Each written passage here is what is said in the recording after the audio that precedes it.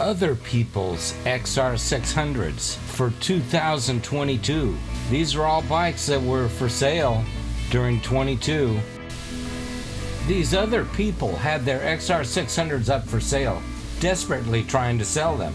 So you can decide for yourself whether you think it's a good deal or not, because new for this year, I'm showing the price they were asking. And here's their pictures of their bikes. These pictures go by pretty fast, so you got to be able to know at a glance what's aftermarket, what's OEM. In general, around here, if your bike has a street legal license plate, that ups the value $1,000 right there. So let's jump in with XR600r's for 1997. Here's one out of Santa Barbara.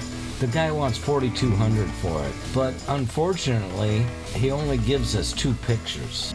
At $4,200, he's right at the top of today's going price for it. Although it does have a street legal license plate, it doesn't have any of the other attributes that make it street legal. There's no headlight, there's no brake light, there's no turn signals, there's no mirror. I don't know how he's getting away with it, but it looks like a pretty good example of a bike that's fairly unmolested. Here's a 97 out of Ventura for $2,750. I can see this bike has a lot more use than the last one, but the price is a lot better too. And it doesn't look too worn out. And it comes to you more ready to go. It's got guards for the discs, it's got a skid plate, it's got the turn signals and mirror and all that stuff. It has a dual sport kit on it.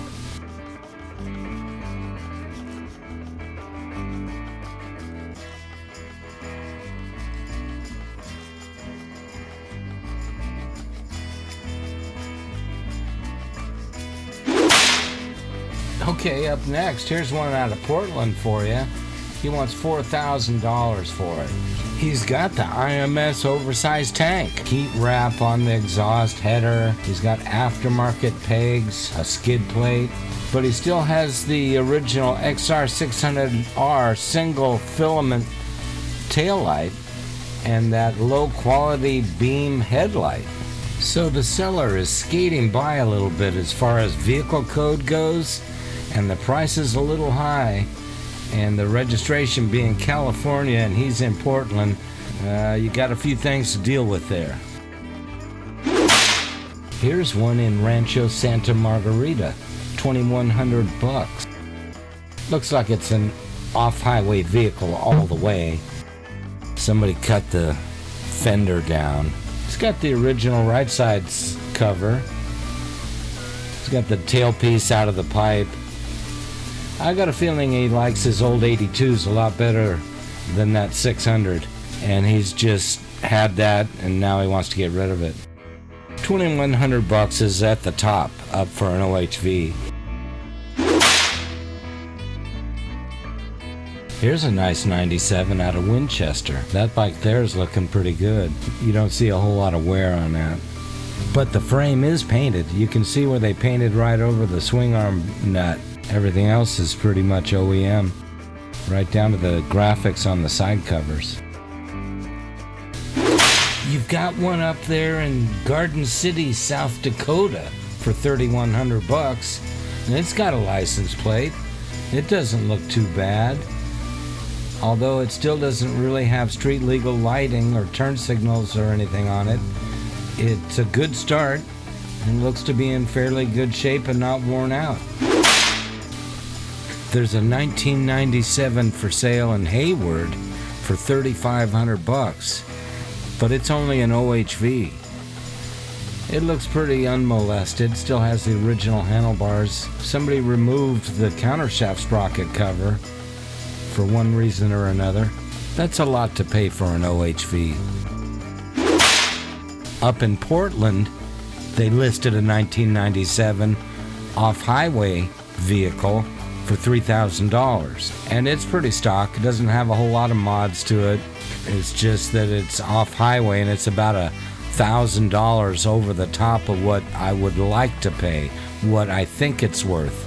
But we're living with inflated prices right now, so $3,000. Another one for $3,000 is the 1997 they listed in Roanoke Park. It shows more signs of wear, but maybe not too much. But the owner wanted to make sure you saw in his ad that he's got an aftermarket carburetor and a Yoshimura muffler. Okay, next, we're moving up to Oregon to see if we can talk this guy down on the 1997 he's got for sale in Salem. It's an off-highway vehicle, so $3,100 is above what I think they should go for. But we live in inflated prices. These days, they're all inflated, remember that. So if you want a decent one, you might have to go ahead and bite the bullet and pay. XR600r's for $1998. And we've got a beauty out of Phoenix, not Portland. $5,000 though. This is worth an extra look because there's no stone unturned on this. And this is a museum piece. It's an OHV and you wouldn't want to take it out on the trails. Whoever built this bike should just use it. That would be the best way to get your money out of it. This bike is nice, but there's no license plate, and $5,000 is a lot to spend for an OHV. Here's a pretty good looking one. A 1998 out of Anaheim for $39.50. That's kind of steep. But this one, you can see, is more ready to blast down dirt roads. It looks like it has an XR's only header and a White Brothers muffler. It's got frame guards, skid plate, Baja Designs lighting kit, original side covers. So it can't be too thrashed. Like I say, it's a little steep, but it's ready to go. There's a 1998 in Denver that they want $3,500 for. It's in pretty stock condition, although it's dressed up a bit. It's had the fork boots replaced, but it still doesn't have a skid plate. Maybe it's street legal in Denver, Colorado, but there's no turn signals. They're using the OEM headlight. We've got a 1998 up in Detroit that they want $3,200 for. It's got a road legal license plate in Michigan, and it looks like it's ready to tear down dirt roads. Would be a good start for an adventure bike, or however you want to make it for you. It's got some frame guards on it, but still no skid plate. Let's go to the next year and look at those XR600r's for $1999. Here we've got a 1999 from out of Anaheim, and he wants $4,500 for it.